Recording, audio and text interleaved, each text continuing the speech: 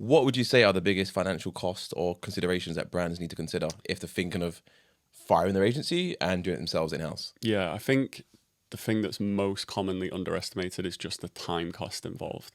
So, for example, if we were to break it down for like a typical client that we would pick up, keyword research. So before you even jump into that, you need tools. You also need to learn how to use those tools. That's a whole thing. That's going to take you a while and it's going to be quite expensive.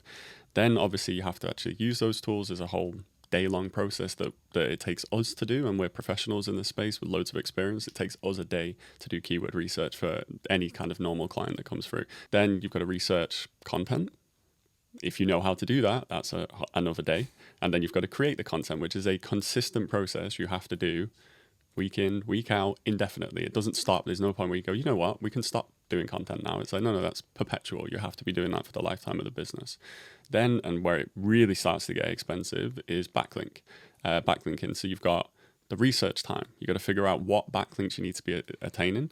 Then you've got to set up the infrastructure to allow you to outreach. Then you've got, even if sites reply to you and say, yeah, we're happy for you to put a backlink, they're going to charge you. It's, you might get lucky and you might find 10% of them won't charge you, but 90% are going to charge you, and it's going to be expensive. You then have the website. Maintaining the website is a full-time job that, we have multiple developers in-house that handle this day to day.